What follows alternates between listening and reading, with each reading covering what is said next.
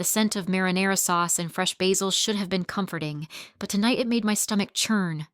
I pressed one hand against my abdomen, still flat enough that the black apron hid everything, and used the other to steady myself against the stainless steel prep counter. 12 weeks. Just 12 weeks, and already my entire world had shifted on its axis. "Sophia, table 7 needs their check," Marco called from the expo line, his weathered face creased with the permanent exhaustion of a man who'd been running Giordano's for 30 years. I nodded, swallowing down the nausea that had become my constant companion. Morning sickness was a lie. This thing lasted all day, triggered by everything from the smell of coffee to the mere thought of the meatballs I used to love. I grabbed the leather check presenter and wove through the Friday night crowd, my body moving on autopilot through the familiar choreography of service. Giordano's wasn't fancy. It was a neighborhood Italian place in Chicago's Little Italy, the kind of restaurant where regulars knew your name and tourists stumbled in looking for authentic red sauce.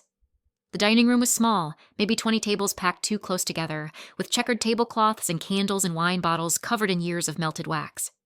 The walls were covered in framed photos of the old country, places Marco's grandmother had left behind 70 years ago. It was exactly the kind of place where a woman could disappear into the background, where tips were decent enough to survive on, where nobody asked too many questions about why you flinched when men raised their voices, or why you never, ever put your real name on anything official. I'd been Sophia Russo here for 8 months. Before that, I'd been Emma Chen in Denver for 6 months. Before that, Michelle Torres in Phoenix for 4 months.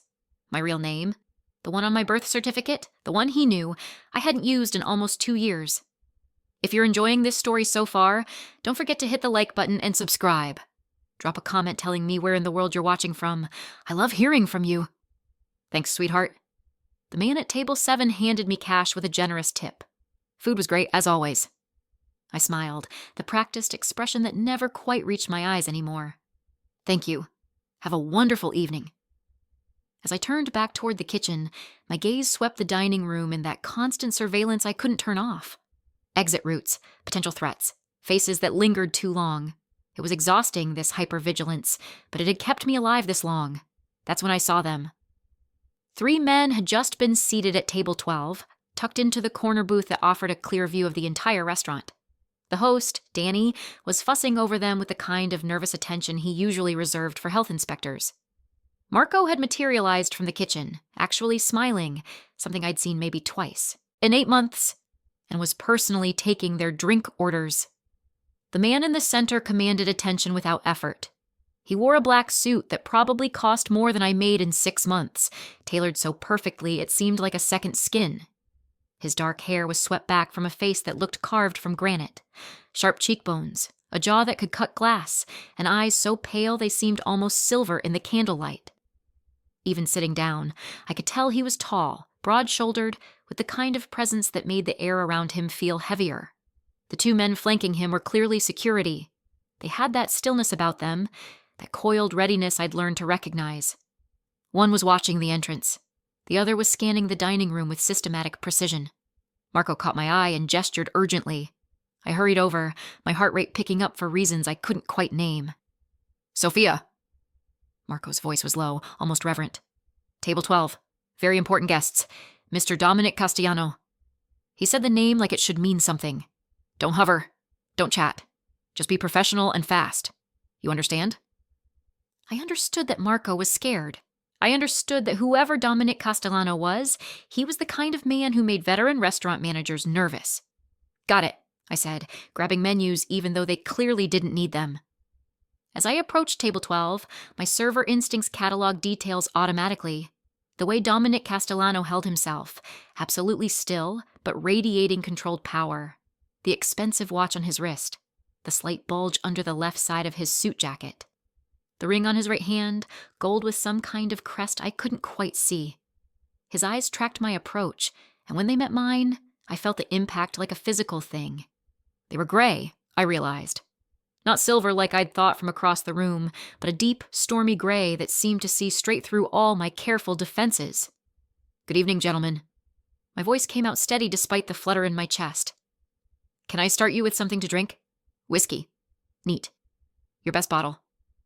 Dominic's voice was a low rumble with the barest hint of an Italian accent, smoothed by American education but never quite erased. His eyes never left my face. I wrote down the order, grateful for something to do with my hands. "And for you?" I asked the two security men.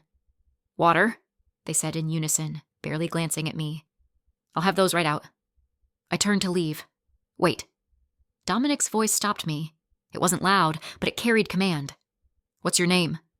My stomach tightened. Never give your real name. Never leave a trail. "Sophia," I said, offering the lie smoothly. "Sophia." He repeated it, tasting each syllable. "You've worked here long?" Warning bells clanged in my head.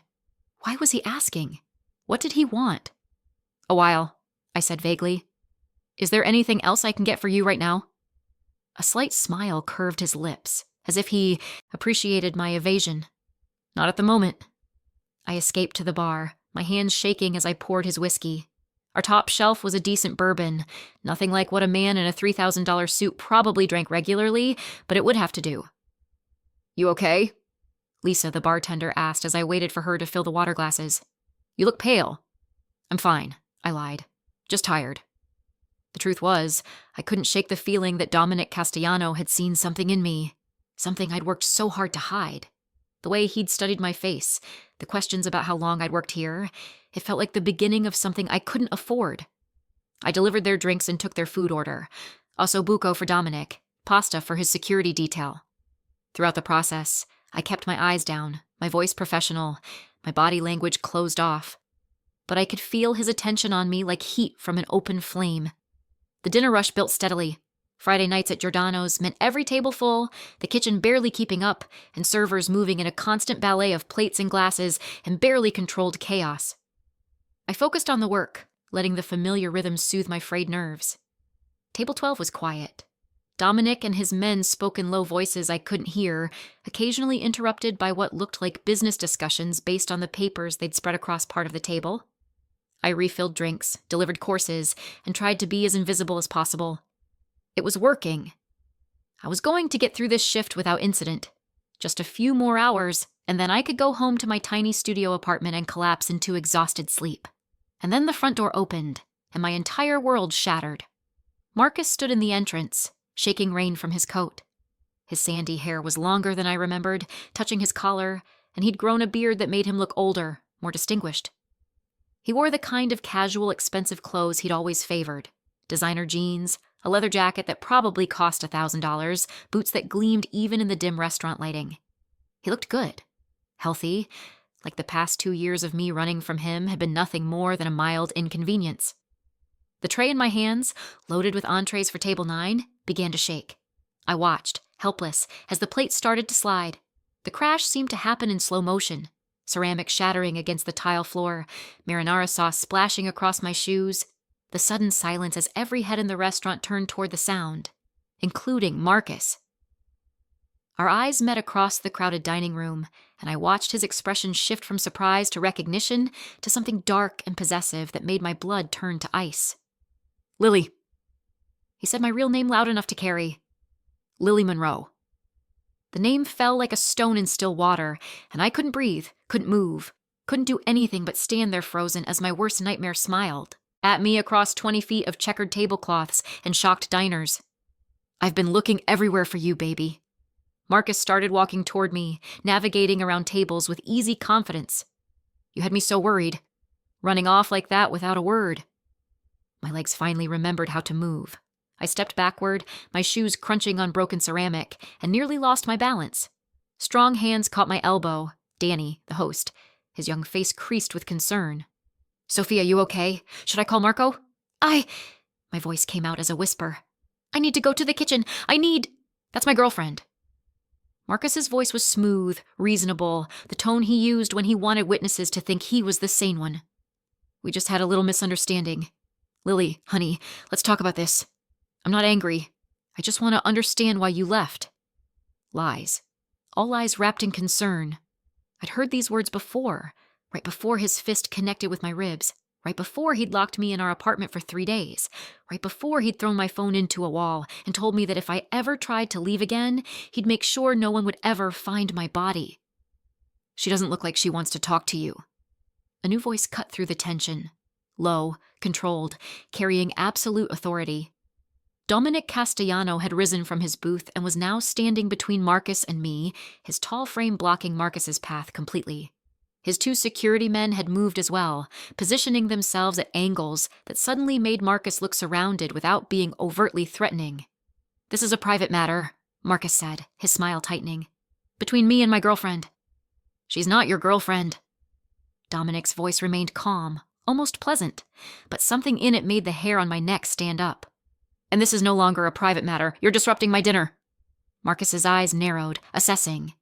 He was 6 feet tall, athletic, used to physical intimidation working in his favor. But looking at Dominic Castellano, at the cold authority in those gray eyes, at the way his security had positioned themselves, at the absolute certainty in his posture, Marcus seemed to realize he'd miscalculated. "Who the hell are you?" Marcus demanded. "Someone you don't want to know." Dominic took a step forward. Marcus took a step back. "Leave. Now. Lily." Marcus tried to look around Dominic at me. "Her name is Sophia," Dominic interrupted. "And you will not speak to her, approach her, or return to this establishment. Am I clear?" The restaurant had gone completely silent. Even the kitchen noise had died down as everyone strained to hear this confrontation. I stood frozen behind Dominic's protective wall, my heart hammering so hard I thought it might crack my ribs. Marcus's face flushed with anger, but beneath it, I saw something I'd never seen before. Fear. Real fear. "This isn't over," he said, but he was already backing toward the door. "Lily, you can't hide. Forever. You're still my—" One of Dominic's security men moved. Just a single step, but something in the movement made Marcus flinch. "Get out." Dominic's voice dropped even lower, barely above a whisper, but it carried across the silent restaurant like a shout. Marcus left. The moment the door closed behind him, my legs gave out. I would have hit the floor if Dominic hadn't turned and caught me, his hands gripping my arms with surprising gentleness. "Easy," he said quietly. "You're safe. He's gone. He'll come back." The words tumbled out, panic making my voice shake. "He always comes back. He'll wait outside. He'll follow me home. No." Dominic's gray eyes held mine, and something in their certainty made me want to believe him. "He won't. I'll make sure of it." "You don't understand. You don't know what he's capable of. And he doesn't know what I'm capable of," Dominic interrupted. "Trust me, Sophia, or should I say Lily, when I tell you that Marcus just made a very serious mistake." Marco appeared, wringing his hands nervously. "Mr. Castellano, I'm so sorry about the disruption. Please, your dinner is on the house. And Sophia, Lily, whatever, she's clearly unwell. I'll get someone else to—" "She needs to sit down," Dominic said, cutting through Marco's babbling. "Somewhere private, and we need to talk." He wasn't asking. Before I could process what was happening, Dominic was guiding me through the kitchen, past the wide-eyed cooks and dishwashers who'd witnessed everything, to Marco's cramped office in the back. One of his security men followed, positioning himself outside the door. Dominic pulled out Marco's desk chair and gently pushed me into it. Then he crouched down so we were eye level, his expensive suit creasing without him seeming to care. "How far along are you?" he asked quietly. My hands flew to my stomach. "How did you—" "You've been pressing your hand against your abdomen all evening. You turned green when I ordered the osso buco. And you're wearing your apron tied loosely enough to hide a small curve that wasn't there 8 months ago when you first started working here." 8 months. He'd said 8 months. "You've been watching me," I said, trying to process this information through my panic. "Why?"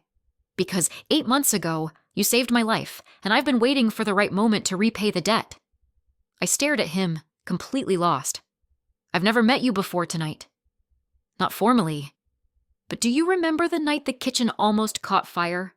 When you smelled the gas leak from the faulty line?" The memory surfaced slowly.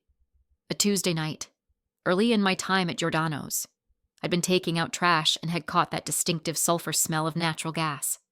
I'd run back inside, found the leak near the industrial stove, shut off the main valve, and called 911. The fire department had said another 10 minutes, and the whole building would have gone up. "There was a man at the bar that night," I said slowly. "Sitting alone in the corner." "That was me," Dominic confirmed. "If you hadn't acted, if that kitchen had exploded, I would have died.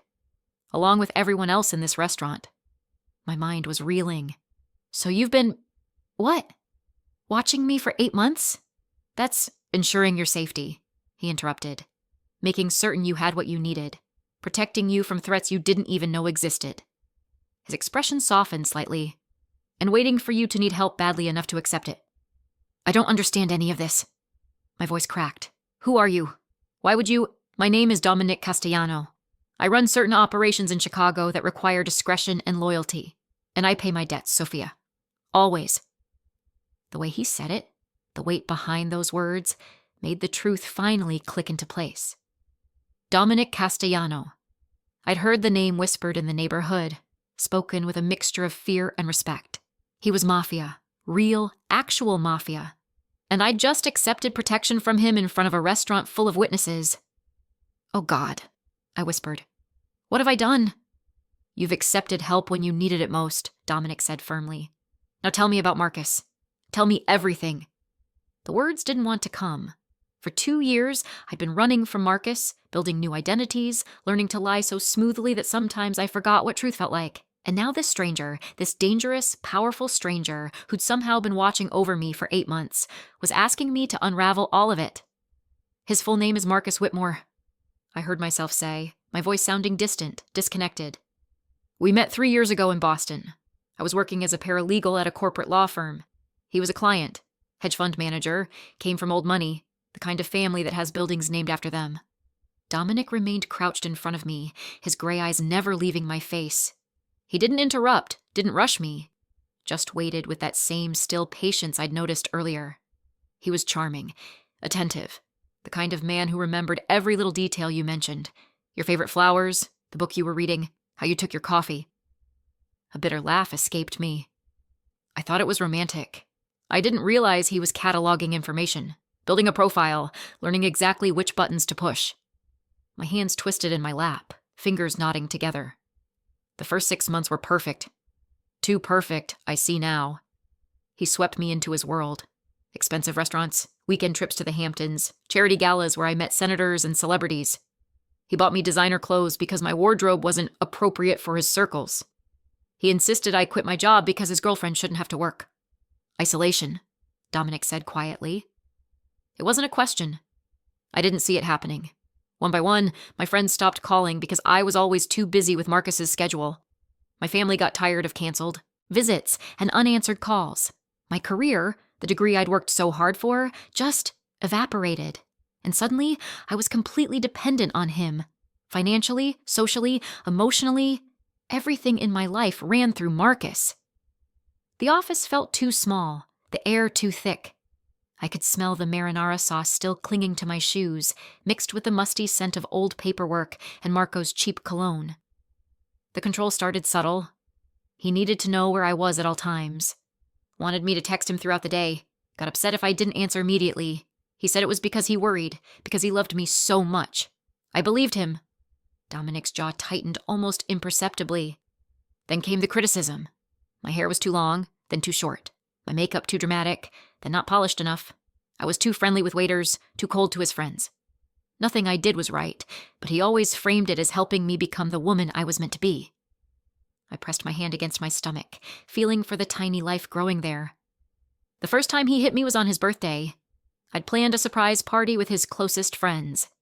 He smiled through the whole evening, played the gracious host.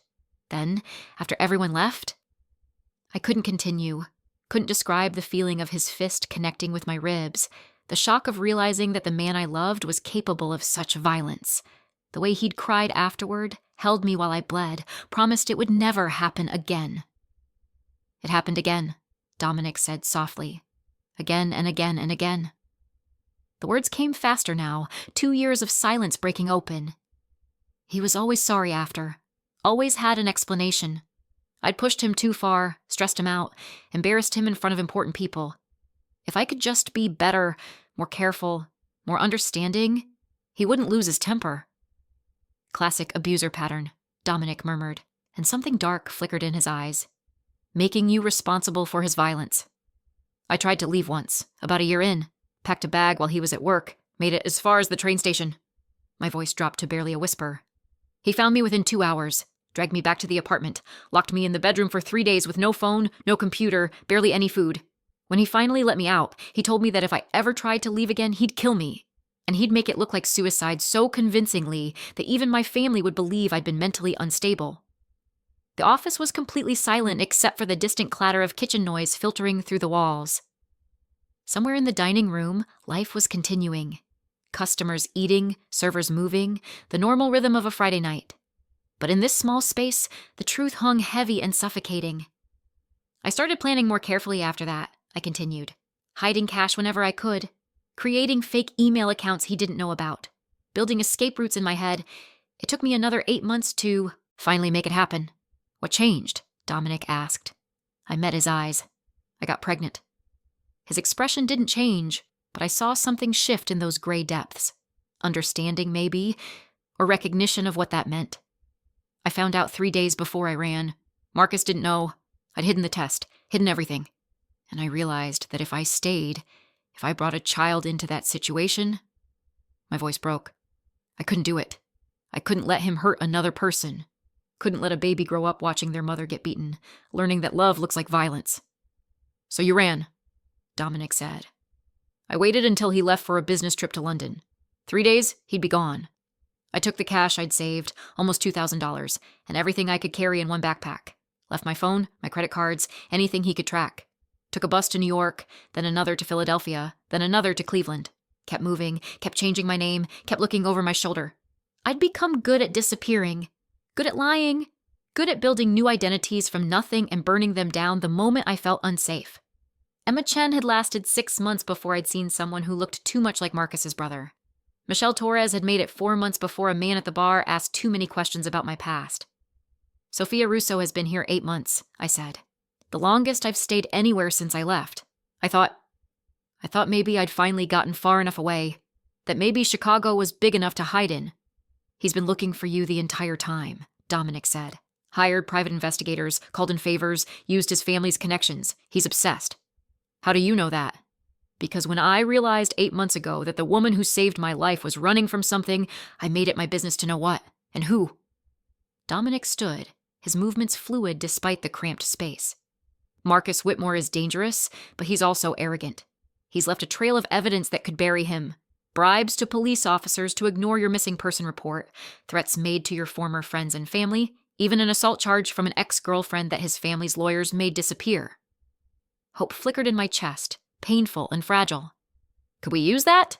Go to the police? The police can't protect you from someone with his resources and connections, Dominic said flatly. But I can. Why? The question burst out of me. You said you owed me a debt, fine. You just paid it by getting him to leave tonight. We're even. You don't need to do anything else. Dominic looked at me for a long moment, and I couldn't read the expression on his face. You're carrying a child, running from a man who will never stop hunting you, living in a studio apartment in one of the most dangerous neighborhoods in Chicago, working yourself to exhaustion for tips that barely cover rent. He paused. That's not even. That's not nearly even. I don't want charity. I'm not offering charity. I'm offering protection, resources, and safety. What you do with them is your choice. He pulled a card from his wallet, matte black with a phone number embossed in silver. This is my private number. You call it, day or night, and I answer. Or someone on my team does. I stared at the card like it might bite me. And what do you want in return? Nothing you're not willing to give. Dominic said quietly. No strings, no obligations beyond basic security protocols.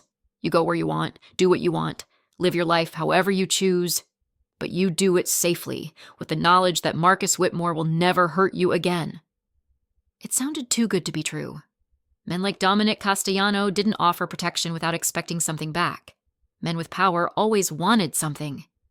But then I thought about Marcus standing in that doorway, saying my real name loud enough for everyone to hear, about the way he'd started walking toward me with that familiar possessive stride, about the baby growing inside me who deserved better than a mother constantly running, constantly afraid. What happens to Marcus? I asked. Dominic's expression went cold. That depends on his choices going forward. If he's smart, he'll accept that you're under my protection and disappear from your life permanently. If he's stupid... He left the sentence unfinished, but the implication was clear. You'd kill him. I'd ensure he was no longer a threat. Dominic's tone was matter-of-fact, discussing violence the way someone else might discuss business strategy. But I'd prefer not to.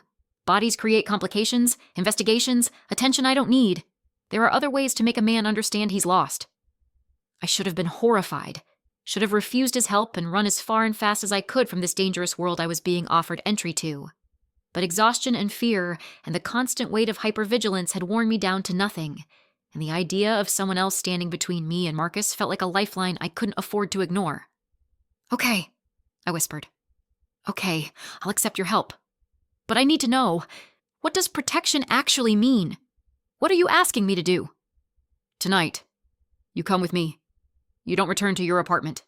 Marcus knows where you live now, and I guarantee he's already positioned someone to watch the building. My people will collect your belongings and bring them to you." "Come with you where?" "I have a property in Lincoln Park. Secure building, private entrance, 24-hour security. You'll stay there until I've resolved this situation with Marcus." My heart hammered against my ribs. "For how long?" "However long it takes." Dominic held my gaze. "Days, weeks, maybe longer. I won't rush this and risk your safety. I can't just disappear from work. Marco depends on me, and I need the income. I'll compensate Marco for the disruption and ensure your position remains available when you're ready to return. As for income..." He paused. "Consider yourself on my payroll.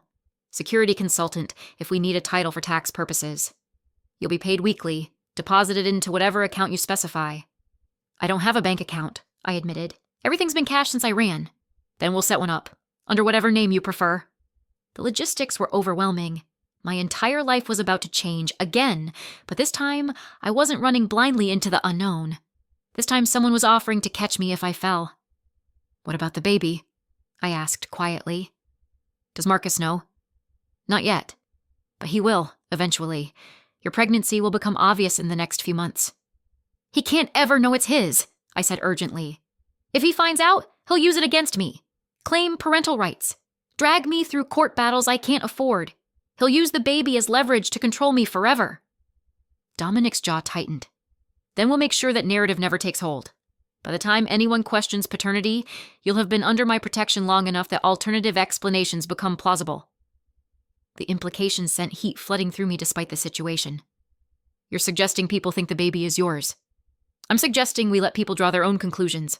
Chicago society loves to gossip. Within a week, rumors will spread that you're my mistress, that I've set you up in a private apartment, that I'm keeping you close. It's not an uncommon arrangement in my world." He studied my face. "Would that bother you? Would it bother me to have people think I'm sleeping with a mafia boss?" I laughed, the sound slightly hysterical. "I'm more concerned about what happens when Marcus hears those rumors. When Marcus hears those rumors, he'll understand exactly what kind of power is protecting you. And if he's as smart as his expensive education suggests, he'll back off permanently." A knock at the door interrupted us. One of Dominic's security men, the one who'd been watching the entrance earlier, stepped inside. "Boss, we have a situation. The target is still in the area, parked across the street in a black Mercedes, watching the restaurant entrance." Dominic's expression darkened. "How long?" "Since he left. Made a call on his cell, probably to associates. Could be planning something." My blood turned to ice. "He's calling for backup. He does this. When he can't control a situation directly, he brings in people who owe him favors. Men who won't ask questions about what he needs." "Then we move now," Dominic said decisively. He turned to his security man. "Bring the car to the back entrance. Full detail. I want Antonio and Marco flanking us, Victor driving, and 2 chase vehicles. On it." The security man disappeared. Dominic turned back to me, and his voice gentled slightly. "I need you to trust me for the next 10 minutes. Can you do that?" I nodded, not trusting my voice. "Good. Stay close to me. If I tell you to move, you move. If I tell you to get down, you get down. Understood?" "Understood." He guided me out of Marco's office, through the kitchen where the staff had gone silent, watching us with wide eyes. I caught Marco's gaze. The old man looked terrified, but also oddly relieved, as if having Dominic Castellano take responsibility for me lifted a burden he hadn't known how to carry. The back entrance led to an alley that stank of garbage and rain. The moment we stepped outside, I was surrounded. The 2 security men from dinner materialized on either side of me, creating a human shield. Dominic positioned himself slightly ahead, his body angled to block any line of sight to me from the street. A black SUV pulled up, so new it still had that showroom shine. The door opened, and Dominic ushered me inside with a hand on the small of my back. The interior was all leather and tinted windows, insulating us from the outside world. Dominic slid in beside me. The two security men took the front seats, one driving, one riding shotgun with his hand resting on something I couldn't see but could guess was a weapon. Before the door even closed, we were moving. "Where is he?" Dominic asked, his tone clipped and professional. "Still parked on the street." The driver, Victor, apparently, replied in a thick Russian accent. "Two men just arrived. They're conducting surveillance on both entrances." "He moves fast," I whispered. "So do I." Dominic pulled out his phone and made a call. "Antonio, I need a full workup on Marcus Whitmore. Everything. Bank accounts, associates, properties, vehicles, known routines. I want to know everywhere he's been in the last month and everyone he's spoken to." A pause. "No, not tomorrow. Tonight. I want preliminary information within 2 hours." He ended the call and made another. "Danny, it's Dominic Castellano. I'm calling in that favor you owe me." Another pause. "I need a restraining order filed first thing Monday morning. Full protective order, evidence of stalking and harassment. Can you make it happen?" He listened for a moment. "Excellent. I'll have my associate deliver the paperwork to your office tomorrow." Lawyer, I realized. He was calling a lawyer at 11 o'clock on a Friday night and getting immediate cooperation. This was what real power looked like, the ability to mobilize resources instantly, to make things happen through sheer force of will and accumulated favors. We drove through Chicago's streets, the city lights blurring past tinted windows. I had no idea where we were going, just that we were moving fast and taking turns that seemed random, but were probably carefully planned to avoid being followed. "Are we safe?" I asked quietly. "Getting there," Dominic replied. "Marcus doesn't have the resources to track us once we're in motion. His men are competent but predictable. They'll stake out your apartment and the restaurant, maybe check a few cheap hotels in the area. They won't think to look where we're actually going." "Where are we going?" "You'll see." 20 minutes later, we pulled into an underground parking garage beneath a gleaming high-rise in Lincoln Park. The building was all glass and steel, the kind of luxury residence that required 6-figure annual fees just for the privilege of living there. Victor pulled into a reserved spot near a private elevator, and we were ushered inside before I could fully process our surroundings. The elevator required both a key card and a fingerprint scan. It rose smoothly, no stops, directly to the penthouse level. When the doors opened, I stepped into a private foyer that led to a set of double doors. Dominic unlocked them and gestured for me to enter. The apartment was breathtaking. Floor-to-ceiling windows offered panoramic views of Chicago's skyline, the city sprawling out in a glittering display of lights. The space was open concept. Living room, flowing into dining area, flowing into a gourmet kitchen, all decorated in shades of gray and cream with touches of warm wood. Modern art hung on the walls, pieces I recognized vaguely from museum visits. The furniture looked expensive but comfortable, the kind of understated luxury that whispered wealth rather than shouting it. "This is yours?" I asked, my voice small in the enormous space.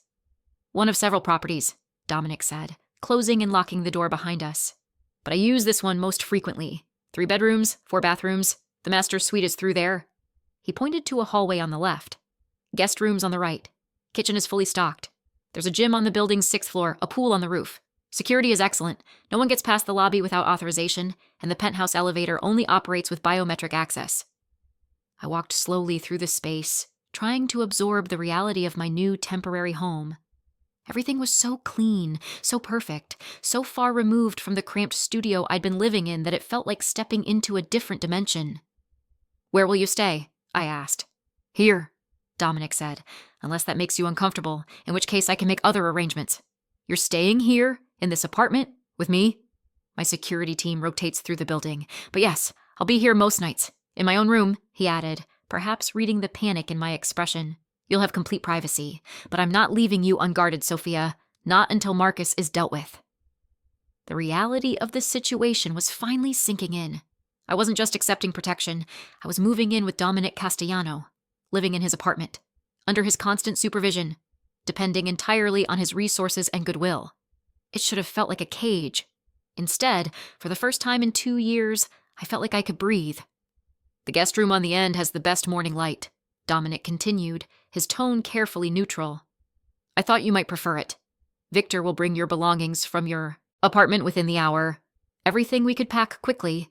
If there's anything specific you need that we missed, just let me know. I don't have much, I admitted. Most of my things are secondhand.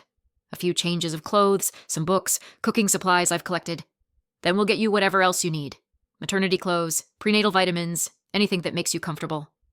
He moved to the kitchen and poured a glass of water from a filtered pitcher in the refrigerator. You should drink this. Eat something if you can. You've had a significant shock tonight. I accepted the water with trembling hands. Now that the adrenaline was fading, exhaustion crashed over me in waves. My feet ached from hours of standing. My stomach was churning with nausea that had nothing to do with pregnancy and everything to do with seeing Marcus after so long. I can't believe he found me, I whispered. I was so careful. I changed everything. My name, my appearance, my routines. How did he track me down? That's one of the questions my team is working on right now, Dominic said. But my guess? He's been systematically searching Italian restaurants in major cities, showing your photo to staff, offering rewards for information. It's expensive and time-consuming, but for someone with his resources and obsession, it's feasible. He's not going to stop, I said. Even with your protection, even with everything you're doing, Marcus doesn't quit. He'll keep coming until I make him understand that coming for you means going through me. Dominic's voice was soft, but carried an edge that made me shiver. And trust me, Sophia, that's not a fight he can win.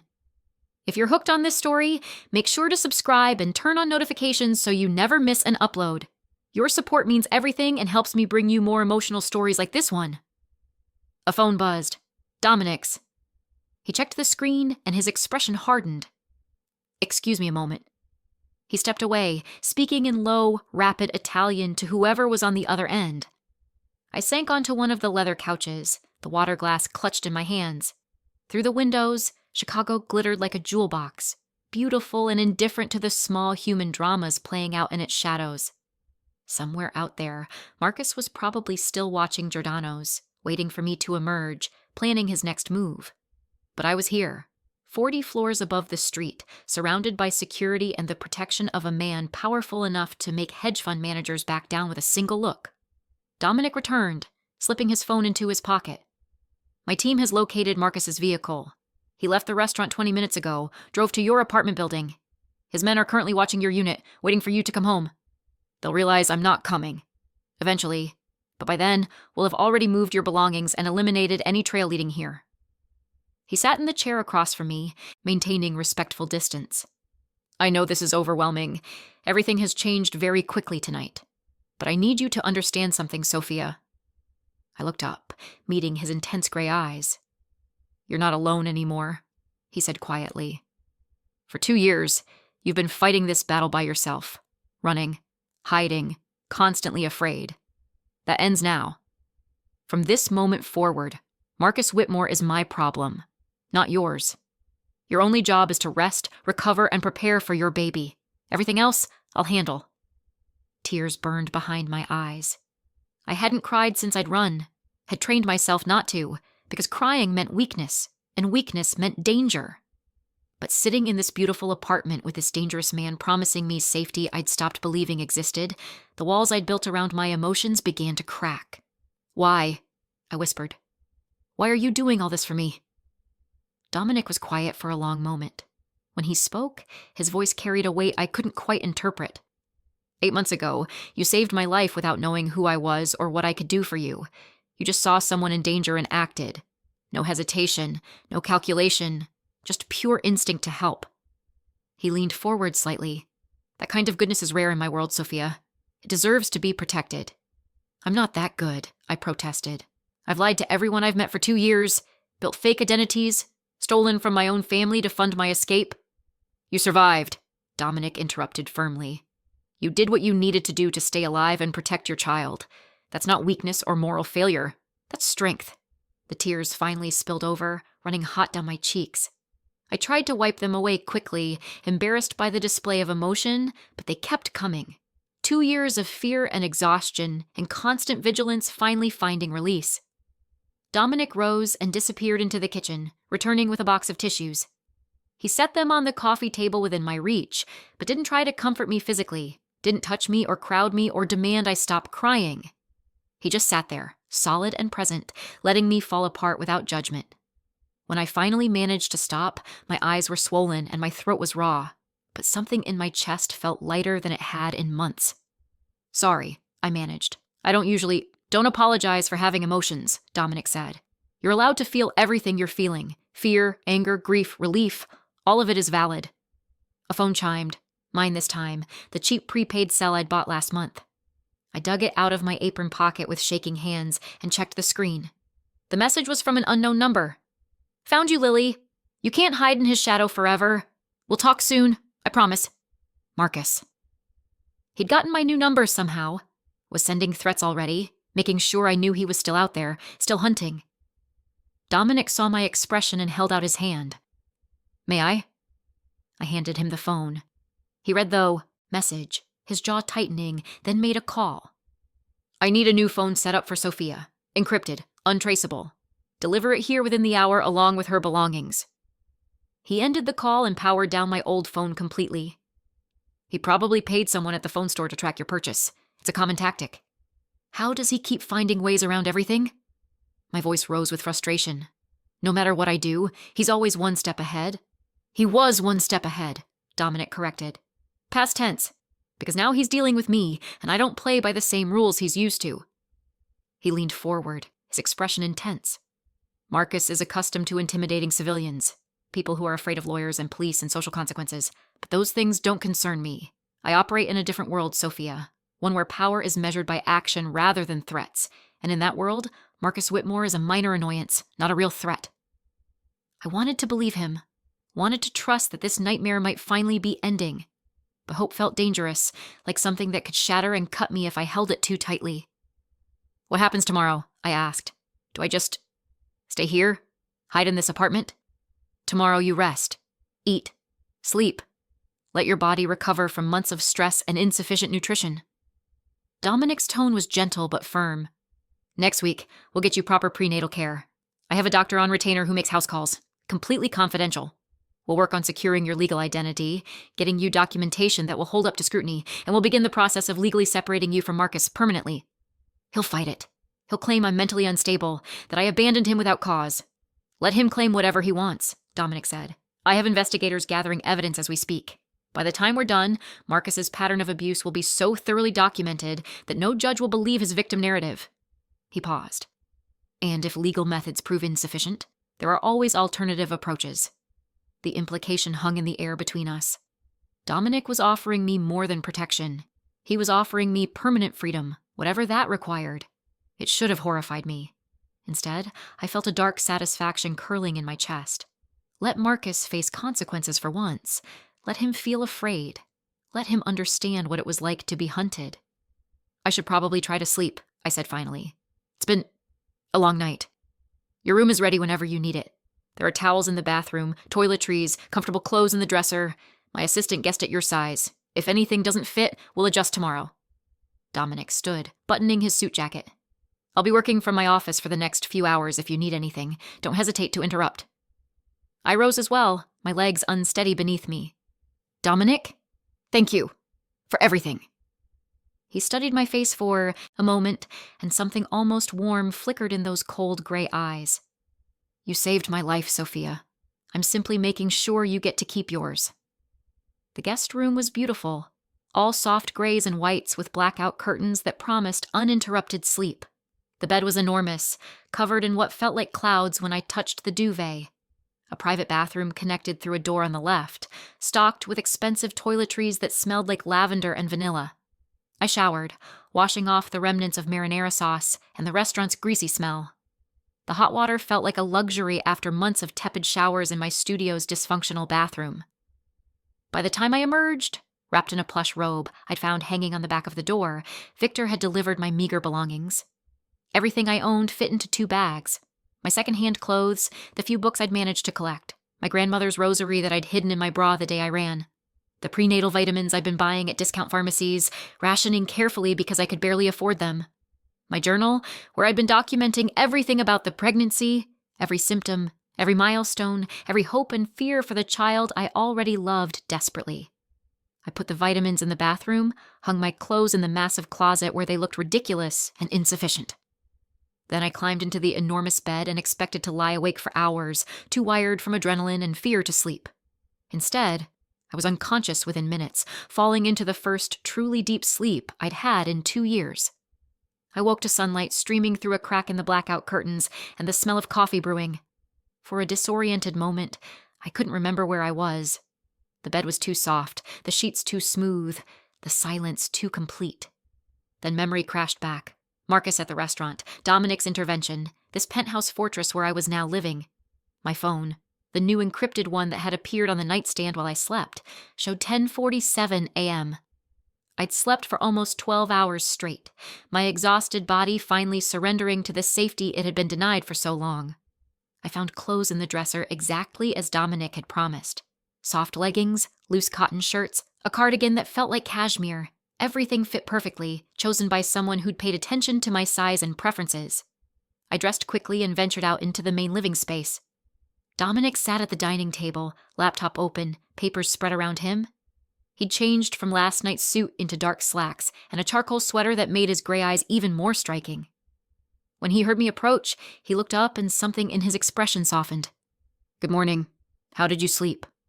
"Like the dead," I admitted. "I don't think I even moved all night." "Your body needed it." He closed the laptop and pushed a plate toward the empty chair beside him. "I wasn't sure what you could stomach with the morning sickness, so I kept it simple. Toast, fruit, ginger tea." The consideration in that small gesture made my throat tight. When was the last time someone had thought about my needs without being asked? "Thank you. This is perfect." I sat and nibbled cautiously at the toast, relieved when my stomach accepted it without rebellion. Dominic returned to his work, giving me space to wake up fully, and I found myself studying him in the morning light. He looked different than he had last night. Still dangerous, still powerful, but more human somehow. There were faint lines around his eyes that suggested he didn't sleep as well as he projected. A small scar near his left temple that I hadn't noticed before. Hands that moved across the keyboard with surprising grace for someone so obviously capable of violence. "What are you working on?" I asked. "Marcus Whitmore's complete life history," Dominic replied without looking up. "My team worked through the night. It's fascinating reading, if you can stomach it." "Tell me." He glanced up, assessing whether I really wanted to know. Whatever he saw in my face convinced him. Marcus Alexander Whitmore, 34 years old. Born into old Boston money. His grandfather made billions in shipping. His father expanded into real estate and hedge funds. He attended all the right schools, made all the right connections. On paper, he's a pillar of society. Philanthropist, board member of 3 charitable foundations, regular donor to political campaigns. "That's the mask he wears," I said quietly. "What's underneath?" "Underneath is a man with a documented pattern of violence toward women that his family's money has consistently buried. You weren't the first, Sophia." Dominic's voice went cold. "We found 3 previous relationships that ended with restraining orders, all of which were later withdrawn after substantial financial settlements and non-disclosure agreements. One woman ended up hospitalized with injuries she claimed came from a fall downstairs, the same story you would have told if Marcus had succeeded in killing you." My hands clenched around the teacup. "He's done this before. Multiple times. At least 3 times that we can prove. Probably more that we're too afraid to even file reports." Dominic pulled up something on his laptop and turned the screen toward me. "This is Sarah Chen.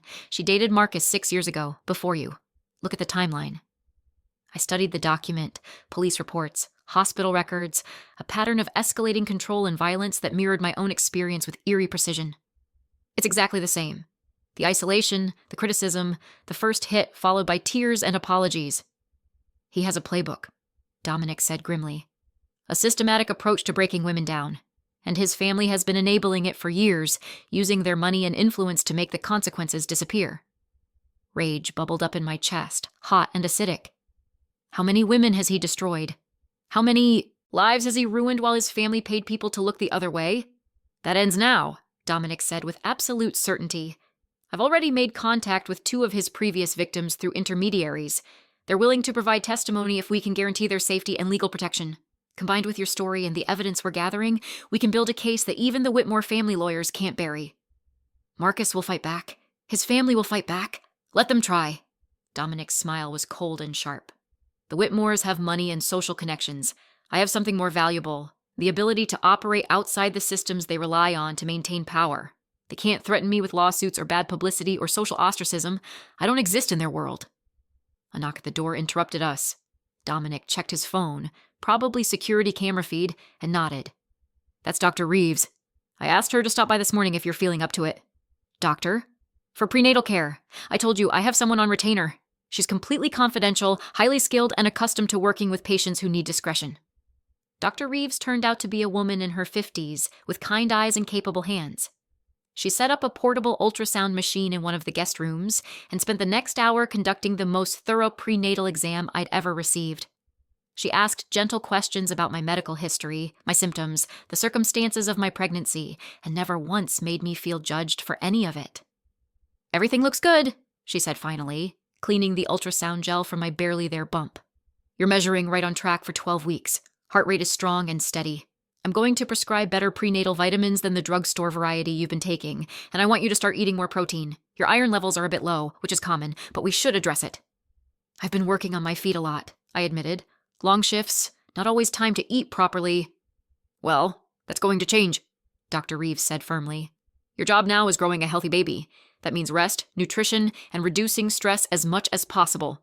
Mr. Castellano has already discussed with me that you'll be staying here for the foreseeable future, which honestly is the best thing for both you and the baby. This environment is much safer and healthier than what you've been enduring. She handed me several prescriptions and a folder full of information about pregnancy development, nutrition guidelines, warning signs to watch for. I'll check on you weekly for the next month, then we'll reassess. And Sophia? She touched my hand gently. Whatever you've been through, whatever brought you here, you're doing an incredible job. Your baby is lucky to have a mother who fights so hard to protect them. After she left, I sat on the bed holding the ultrasound photo she'd printed for me. My baby.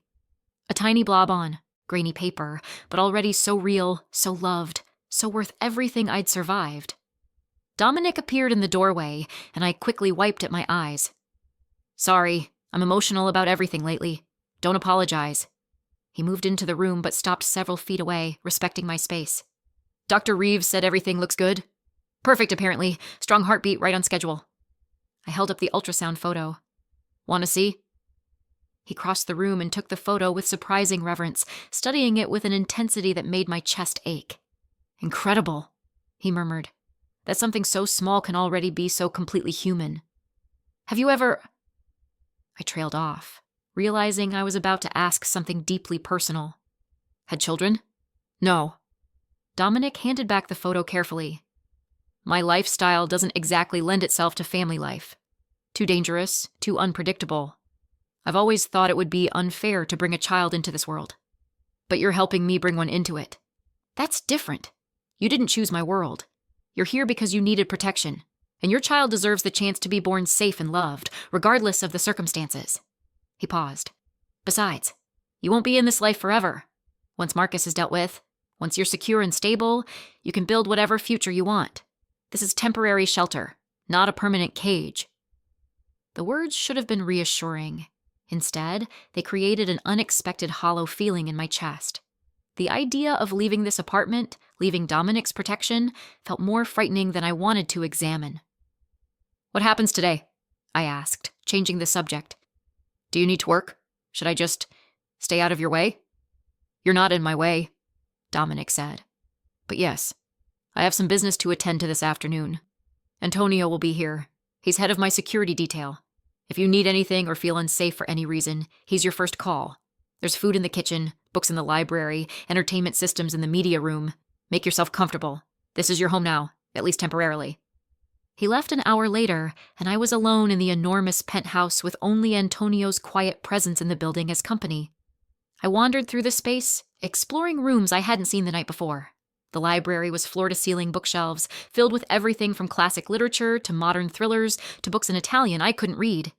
The media room had a screen that took up an entire wall and seating that looked more comfortable than most beds.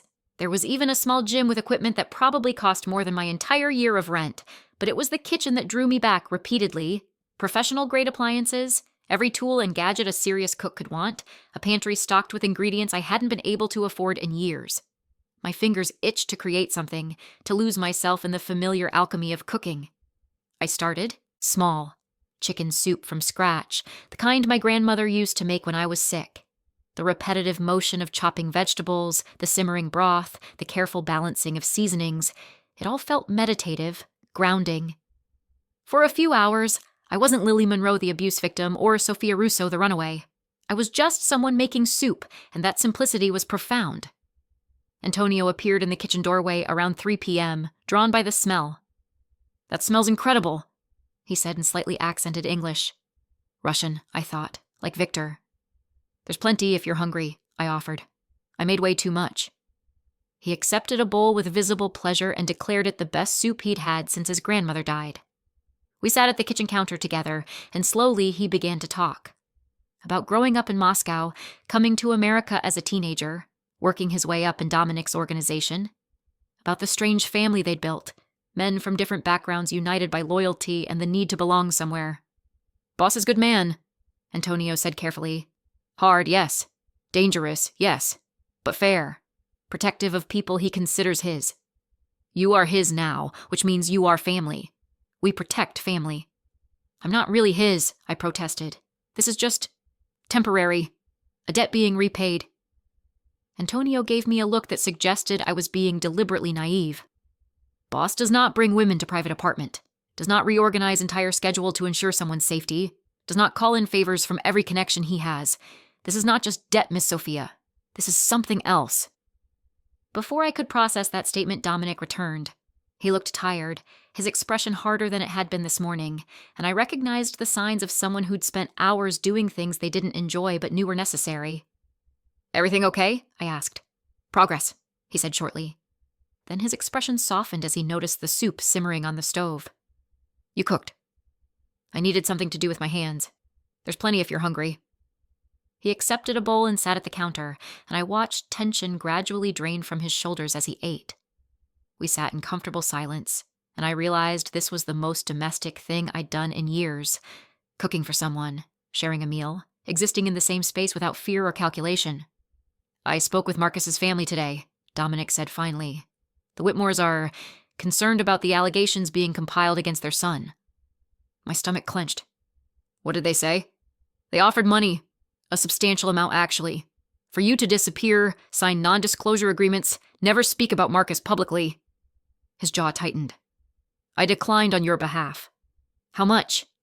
I couldn't help asking. $2 million. The number was incomprehensible. $2 million to stay silent, to let Marcus continue his pattern of abuse with the next woman, to prioritize money over justice and safety. "I don't want their money," I said firmly. "I want Marcus to face consequences. I want him to understand he can't keep hurting people." "Good." Dominic's expression held approval. "Because I told them that Sophia Russo, or Lily Monroe, as they insist on calling you, is under my protection and not interested in being bought off. I also suggested they might want to encourage their son to seek help voluntarily before less pleasant options become necessary." "How did they take that?" "About as well as you'd expect. Threats about lawyers, police connections, social influence." He smiled coldly. "I reminded them that those things work in their world, not mine, and that if Marcus makes another move toward you, the consequences will be permanent and irreversible." The casual way he discussed potential violence should have frightened me. Instead, I felt a dark satisfaction.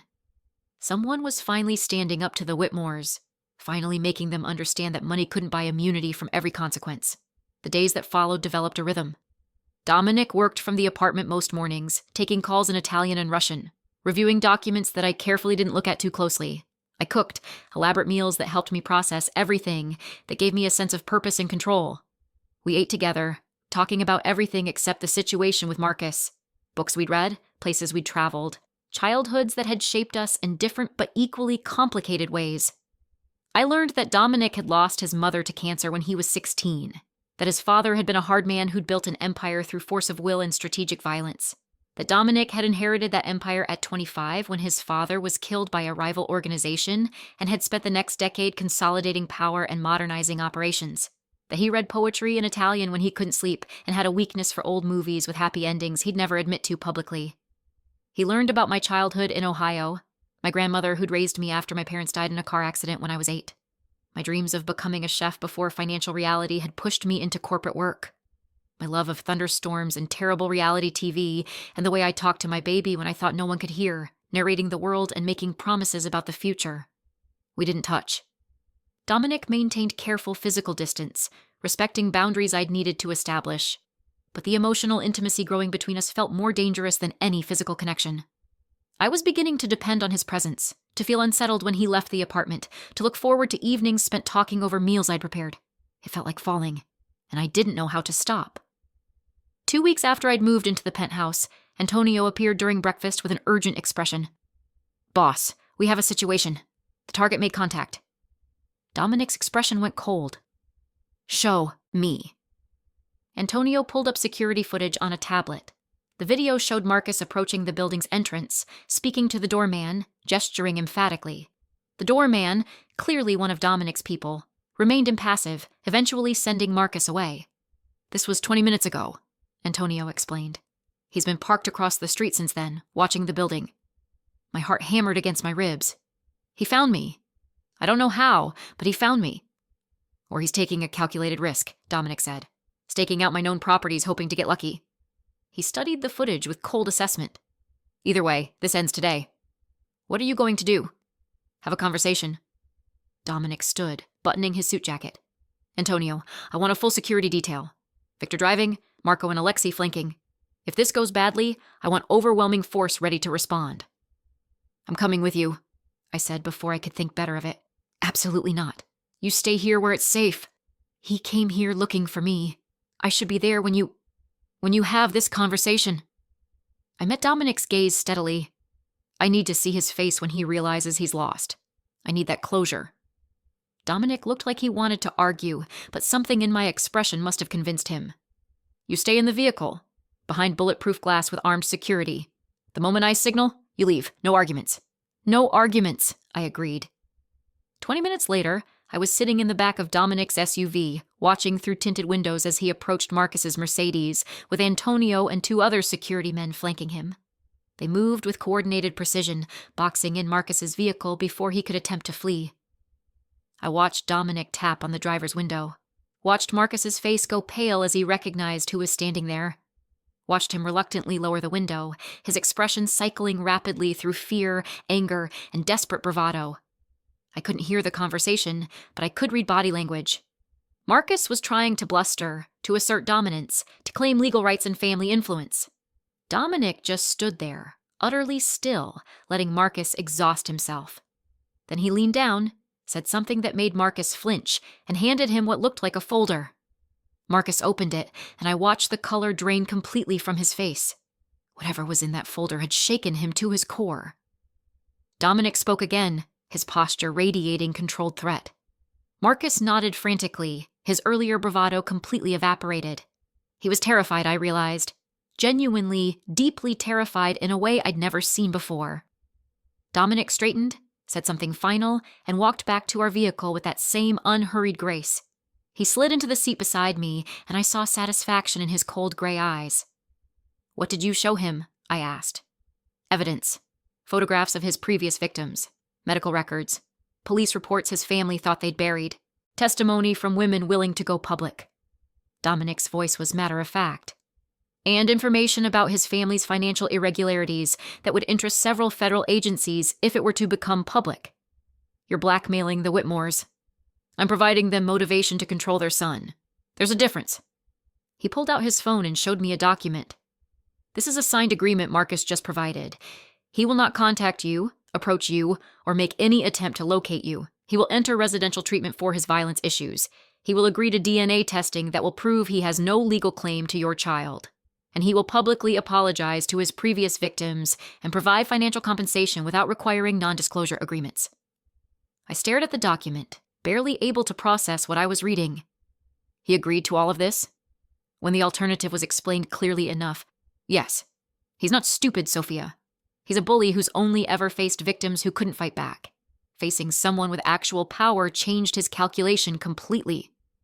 "What was the alternative?" I asked quietly. Dominic met my eyes, and I saw something dark and final in his gaze. He didn't ask for specifics. Smart man. We drove back to the penthouse in silence. I should have felt relieved. Marcus had agreed to leave me alone, to get help, to face at least some consequences for his actions. I'd gotten everything I'd been fighting for. So why did I feel so hollow? Back in the apartment, I retreated to my room and sat on the bed holding my ultrasound photo. My baby's father had just signed away any rights to them. My nightmare was officially over. I was free. But freedom felt more terrifying than captivity had, because now I had to figure out what came next. Where would I go? What would I do? How would I support a child alone in a world where I still felt like I was always looking over my shoulder? A gentle knock at the door. Sophia, may I come in? Yes. Dominic entered, and for the first time since I'd met him, he looked uncertain. I wanted to check on you. You've been quiet since we returned. I'm fine.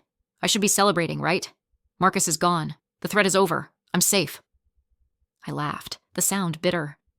So why do I feel worse now than I did when I was running? Because for 2 years, survival has been your entire focus. Every decision, every moment, every thought has been about staying alive and hidden. Now that threat is gone, and you're left with the harder question. Who are you when you're not running? What do you want when you're not just trying to survive? The insight cut too close to the bone. I don't know, I admitted. I've been Lily running from Marcus for so long that I don't remember how to be anything else. Dominic sat on the edge of the bed, maintaining respectful distance. Then maybe it's time to find out. Not Lily Monroe, not Sophia Russo or any of the other names you've used. Just you. Whoever that is. I don't even know where to start. Start with what you know. You're an incredible cook. I've been eating better in the past 2 weeks than I have in years. You love your child already, fiercely enough to run across the country alone to protect them. You're brave enough to hand a napkin to a stranger asking for help, and strong enough to face your abuser even when every instinct screamed to hide. He paused. That's not nothing, Sophia. That's more than most people ever figure out about themselves. Tears burned behind my eyes. What happens now? Do I just leave? Find my own place? Figure out how to be a single mother in a city where I don't know anyone? You could, Dominic said carefully. I'd help set you up, make sure you had resources and security. Or, he hesitated, and I'd never seen him look uncertain before. Or, you could stay. My heart stuttered. Stay? Here? The apartment is large enough for both of us to have privacy. You're comfortable in the kitchen, and I'll admit I've gotten used to coming home to actual food instead of takeout. You need stability during your pregnancy, and this building has security you won't find anywhere else. He was speaking faster now, as if trying to convince himself as much as me. It would be purely practical. Separate rooms, separate lives that happen to overlap. You wouldn't owe me anything. No strings, no expectations beyond basic courtesy. Dominic. I touched his hand, and the contact sent electricity through me. Why are you really asking me to stay? He was quiet for a long moment, his gray eyes searching my face. When he spoke, his voice was raw with honesty. Because somewhere in the past 2 weeks, you stopped being an obligation and became someone I look forward to seeing every day. Because your laugh makes this apartment feel like a home instead of just a place I sleep. Because the idea of you leaving, of not knowing if you're safe or happy or struggling alone. He stopped, jaw tight. That's not acceptable to me. You're saying you care about me. My voice came out as a whisper. I'm saying I've grown to care about you more than is probably wise or appropriate given the circumstances. You're vulnerable, pregnant, recovering from trauma. I shouldn't be feeling any of this, but I can't seem to stop. My heart was racing. What exactly are you feeling? Dominic looked at me, really looked at me, with an intensity that made breathing difficult. I'm feeling like I want to know what your favorite flowers are so I can fill the apartment with them. Like I want to learn to cook so I can take care of you the way you take care of me. Like I want to be there when your baby is born and watch you become a mother. Like I want to build something real with you if you'll let me. If it's not too soon or too complicated or too much to ask. I should have said no. Should have recognized this as another form of dependence, another cage disguised as care. Should have protected myself and my baby from getting tangled up with a man whose world was built on violence. But Dominic had never tried to control me, had given me space to heal, respected every boundary, offered protection without demanding possession. And when I looked at him, really looked at him, I didn't see a mafia boss or a criminal. I saw a man who read poetry and watched old movies and had spent 8 months quietly watching over me, waiting for the moment I needed him. I'm scared, I admitted, of getting hurt again, of making another mistake that could destroy me and my baby, of wanting this too much and having it fall apart. I'm scared too, Dominic said quietly, of not being enough, of my world touching you in ways that cause harm, of failing to protect you when it matters most. Fear is reasonable, given what you've survived. But, I prompted, I think we could build something good together. Something neither of us expected, but both of us need. I think you could teach me how to be gentle, and I could remind you how to feel safe. I think your baby could grow up knowing they're protected and loved, and I could learn what it means to have a family instead of just an organization. His words painted a picture I'd stopped letting myself imagine. A future without fear, a home built on trust instead of terror, someone to share the burden of single parenthood with. It felt impossible and essential all at once. I want to try, I whispered. I want to see if we can make this work. But I need time. I need to know that if I choose to leave, you'll let me go without punishment or guilt. That I'm staying because I want to, not because I'm trapped. You'll never be trapped with me, Dominic promised. You can walk away any time, and I'll make sure you have everything you need to thrive without me. But Sophia? He took my hand gently. I really hope you don't walk away. I looked at our joined hands, his scarred and strong, mine small and trembling. This wasn't the fairy tale I'd imagined as a girl. The prince was a criminal, the castle was built on violence, and I was too damaged to believe in happily ever after. But maybe that was okay. Maybe real love didn't look like fairy tales. Maybe it looked like two broken people deciding to heal together, building something imperfect but genuine from the ruins of their separate pasts. Okay, I said, let's try. Dominic's smile transformed his entire face, warming those cold gray eyes with something that looked remarkably like joy. Yeah? Yeah. I laughed, feeling lighter than I had in years. But I have conditions. I pay rent. Even if it's minimal, I need to contribute. I maintain my own bank account and financial independence, and we take this slowly. No rushing into anything, no assumptions about the future. We figure it out as we go. Deal. He squeezed my hand gently. Though I should warn you, I'm going to spoil your baby absolutely rotten. They're not even born yet. Exactly. I need to get a head start. We sat there, hands joined, talking about the future for the first time without fear clouding every word. Dominic told me about properties he owned that might work better for raising a child. A brownstone with a yard, still secure but more space to grow. I told him about wanting to start a catering business eventually, using my cooking skills to build something of my own. We discussed baby names and nursery colors, and whether it was too early to start reading to my belly. It felt normal. Wonderfully, impossibly normal. 3 months later, Marcus Whitmore completed his court-mandated treatment program and quietly relocated to Europe. His family's influence finally exhausted by Dominic's systematic destruction of their carefully maintained reputation. The DNA test confirmed what we'd already decided didn't matter. Marcus had no legal or moral claim to my child, and he'd signed away any rights he might have tried to assert. 6 months later, I stood in the nursery of our new brownstone. Not Dominic's house, but ours, both our names on the deed, and marveled at how much had changed. The room was painted a soft sage green, filled with furniture Dominic had agonized over selecting, stuffed animals already accumulating despite the baby not being due for another 2 months. Dominic appeared in the doorway, and I smiled at the sight of him. He'd become less guarded over the months, more willing to show emotion, more comfortable with the domestic life we were building together. Dr. Reeves called, he said. She'll be here for your appointment in an hour. Good. I want to ask her about these Braxton Hicks contractions. They're getting more frequent. He crossed the room and placed his hand gently on my very pregnant belly, and we both felt the baby kick in response. Strong, he murmured. Just like their mother. You do realize you're talking to my stomach, right? I'm talking to our daughter, he corrected. There's a difference. Our daughter. We'd decided together to find out the sex, and when Dr. Reeves had shown us the ultrasound confirming a girl, Dominic had actually cried. Silent tears streaming down his face while he held my hand and stared at the image of this tiny person we were bringing into the world together. I love you, I said, the words still feeling new even though I'd been saying them for months. I know this isn't how either of us imagined our lives turning out, but I wouldn't change it. Dominic pulled me into his arms, carefully, always so careful with my pregnant body, and pressed a kiss to my forehead. Neither would I. You saved my life twice, Sophia. Once in a restaurant kitchen, and once by trusting me enough to let me into yours. We saved each other, I corrected. And it was true. Dominic had given me safety and protection, and the space to heal from trauma that had nearly destroyed me. But I'd given him something too. The chance to be more than his reputation, to build something good from a life built on violence, to learn that power could be used to protect instead of control.